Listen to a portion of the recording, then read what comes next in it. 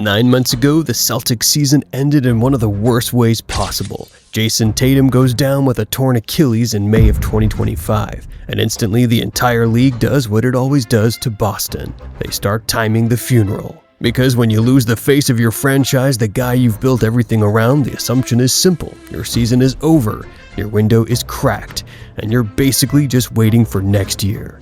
But here's what nobody expected. Boston didn't collapse. Boston didn't even drift. They adapted. And as we're sitting here right now, the Celtics are 34-19 and still right in the East top tier, while Tatum hasn't played a single NBA minute this season. And then the trade deadline hits, and Boston makes the kind of move that changes everything. They go get Nikola Vucevic. And the moment that trade went through, the entire Celtics season stopped being survive until Tatum is healthy. It became something else. Because now the Celtics aren't just trying to make it to the playoffs, they're building a version of themselves the league doesn't want to see. And they're doing it at the exact time Tatum is getting closer to returning. So, the question isn't, are the Celtics still good? The real question is, did Boston just create a second contender inside the same season? Because if they did, the East has a real problem. And to understand why, you have to start with the thing everybody's talking about, the return of Jayson Tatum. Not the hype, the reality. Tatum is now 39 weeks removed from that Achilles tear, and he's officially taken a major step. He went through a 5-on-5 scrimmage with the Maine Celtics, Boston's G League affiliate. That's the type of update that makes fans start doing math in their head. That's the type of update that makes people circle dates on the calendar. And it's the type of update that makes opposing teams quietly think, wait, he might actually come back. But Tatum himself has been clear about one thing. This doesn't mean a return is imminent. A 5-on-5 scrimmage is a real step forward, but it's still just one checkpoint in the process. It doesn't automatically mean a game return is right around the corner. So, if you're a Celtics fan expecting a superhero entrance next week, pump the brakes. Because the biggest part of the story isn't when he comes back. It's what Boston has built while he's been gone. And the Celtics have built something very real. Because most teams lose their star and their identity disappears. Boston lost its star and somehow found more structure. And that starts with the guy who's been carrying everything, Jaylen Brown. Brown is averaging 29.4 points per game this season, with 6.9 rebounds and 4.7 assists. All career highs, and he's doing it while being treated like the first option every single night. And that matters because it proves something that playoff teams don't usually get to prove before the playoffs. Boston can win games consistently when everybody knows who the first option is and the defense is fully loaded for him. That's not a small thing. That's the difference between a team that looks pretty and a team that survives series. But here's the part that makes this scary. It's not just Brown. While he's been the headline, the Celtics have had two more guys quietly playing like they're running a second offense. Derek White is at 17.4 points and 5.5 assists per game. Peyton Pritchard is at 17.1 points and 5.3 assists per game. Think about that. This is not normal role player production. That is a second scoring layer, a second creation layer, the kind of layer that most contenders don't have unless they've got a full-blown super team. And it's why Boston didn't just hang on without Tatum. They evolved. Because now, the Celtics aren't a one-engine team. They're an ecosystem. And right when that ecosystem started to look stable, Boston made the trade that turned it into something much harder to guard. Nikola Vucevic. Let's talk about why this move matters, because a lot of people saw the name, shrugged, and moved on.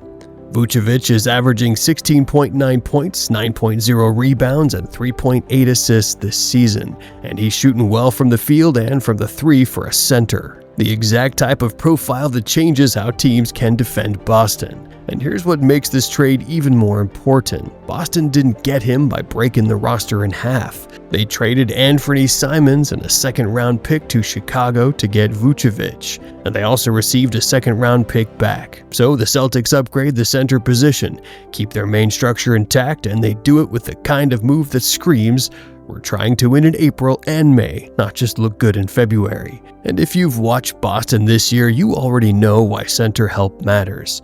This roster has to piece together the big man rotation through injuries, matchups, and constant lineup shuffling. Neemias Queta has had big moments. Luka Garza has had moments they've been holding it together, but in the playoffs, holding it together is not enough. In the playoffs, teams hunt weakness. They target your center in actions. They force your big to make decisions. And Vucevic gives Boston a completely different kind of option, and not just on defense. On offense, Vucevic changes the geometry of the entire floor, because Boston is already a spacing team. They already punish help. They already live on the three-point line. But what happens when the threes aren't falling? What happens when teams switch everything, shrink the floor, and the Celtics go cold for 5 minutes? That's where Vucevic matters, because he gives Boston a pressure release. He gives them a real post hub, a guy who can catch, force a double, and make the right pass. A guy who can punish a mismatch. A guy who can score in the middle of the floor when the perimeter is being chased off the line. And now, here's the part that should make you pause. Boston is building this version of the offense right now, before Tatum is even back.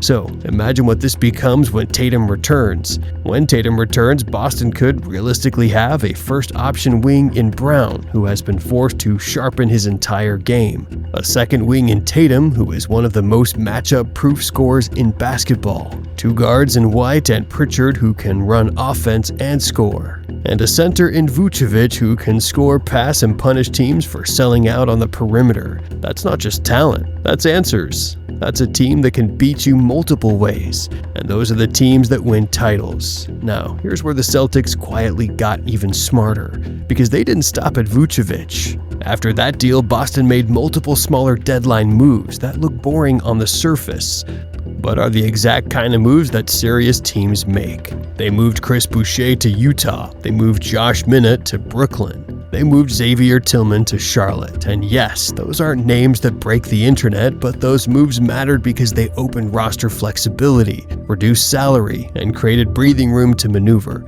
In other words, Boston positioned itself to operate, to have depth, to work the margins, to be active on the buyout market, to create options. Because the Celtics understand something the league pretends not to understand until the playoffs are already happening. Series don't get decided by your top two names. They get decided by whatever your 7th and 8th guys can survive. And Boston is clearing space to make sure they can. They even picked up John Tonje from Utah on a 2-way deal in the middle of all of this. Another small move that fits the theme. Depth, flexibility, options. So, now zoom out and look at what Boston has actually done this season. They lost their superstar. Instead of panicking, they got structure. They turned Jaylen Brown into a full-time engine. They unlocked real production from Derek White and Peyton Pritchard. They stayed near the top of the East at 34-19. They even upgraded the center spot with Vucevic. Then they cleared salary and opened roster flexibility with multiple smaller moves.